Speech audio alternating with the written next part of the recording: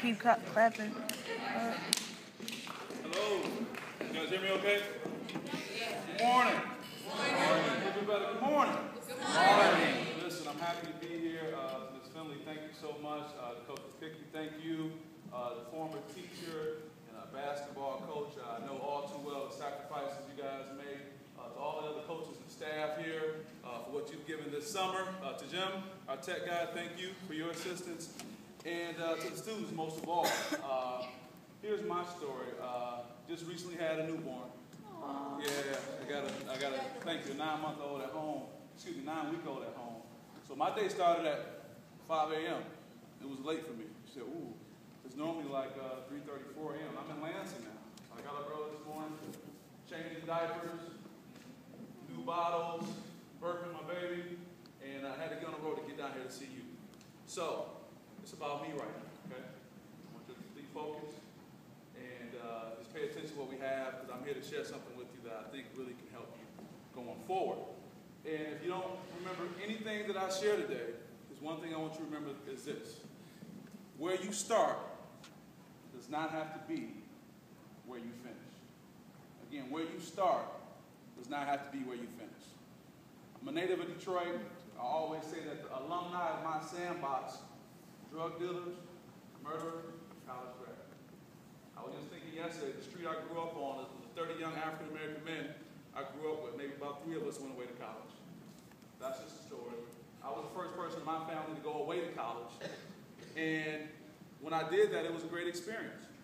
I went on to Morehouse College in Atlanta, Georgia. It was a great experience. Dr. Martin Luther King Jr. went there. It was known as the Black Harvard. I had nothing but very, very high hopes.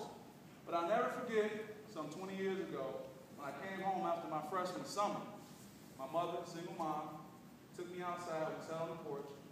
I'll never forget that day. Summer Jams. You guys know about Summer Jams, right? Mm-hmm. This one, Summer Jams, was at Rouge Park. A long time ago, right? Sat down outside. She said, right, don't make me feel that old. I sat down on the porch with my mom. She said, baby, I can't send you back to Atlanta. It's too much money. And she was right. It was $20,000 then, 20 years ago. So my world was crushed. I was so focused on going back to Atlanta, all the great things that came along with going to such a great institution.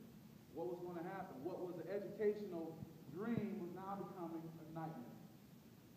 So remember what I said. It's not about where you start, it's about where you finish.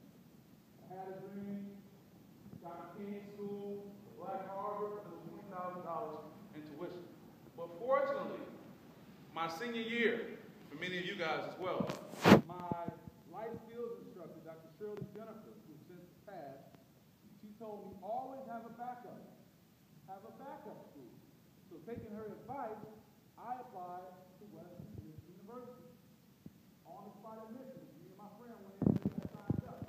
So don't be too confident this school year when you have your senior year going on, you're already accepted to Michigan State, University of Michigan. If there's an opportunity to apply to another school, do that. Because all I had to do was make a phone call that summer, and I was able to transfer. Now, let me tell you what happened when I got to Western. I ended up befriending Dr. Peter Henry. He's since passed, but he's the president of the university. We had an awesome relationship.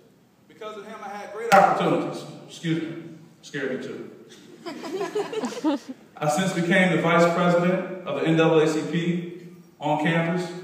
That was a great opportunity. Joined my beloved fraternity, Alpha Phi Alpha Fraternity Incorporated, and I had great internships. I had an internship in Washington, D.C. with Congressman Conyers, and I came back to Detroit when Mayor Archer was the mayor, and I had an internship with Mayor Archer. He and I still have a relationship to this day. Whether I call him, he'll pick right up. Whether I email him, he'll respond. So some great things happen. My point being is, what was once an educational nightmare still ended up being my dream come true. Now, why am I sharing that with you this morning? The point is this. You need to keep in mind that in life, it's not about what happens to you, but how you respond to it. It's not about what happens to you, but how you respond to it. In life, there are going to be all kind of breaks, good breaks and bad breaks. Right here is a par 3, and I'm a golf. Where are my golf fans at here? Okay, great. All of you, all one of you, great. Well, this is the famous or infamous par 3 at Augusta. par 3 golf hole not too long ago. It wasn't like that, believe me. But you see the trees off to the left? I hit a terrible shot. Went off to the left. Into the trees. I thought I was done. But as in life, I caught a break. It hit a tree and bounced back into play. Now, 2 more shots, I made par. My point being is, all kinds of things are going to happen to you.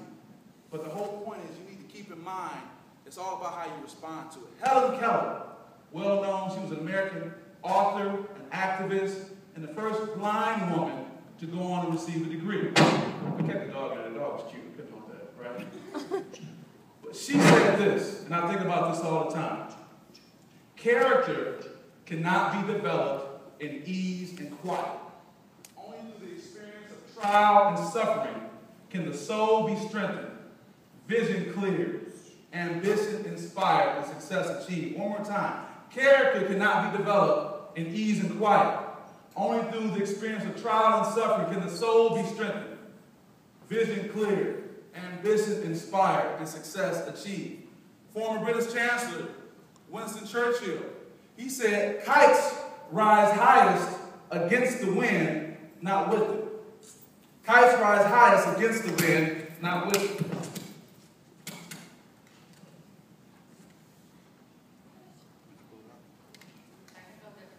We're good.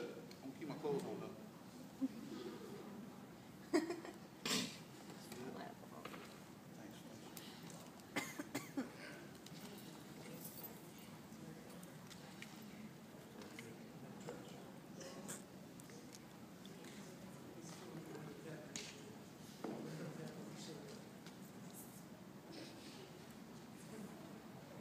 Good? Excellent. Okay, nothing happened there.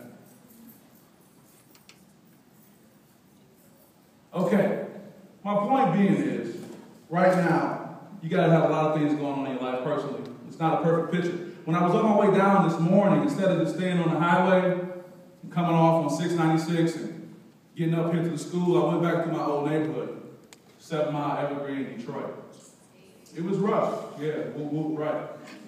I rolled down 7 Mile because I said, if I have the honor and privilege to come talk to you today about how great your life is going to be based on all the things you're going through right now, at least let me be reminded of where I came from.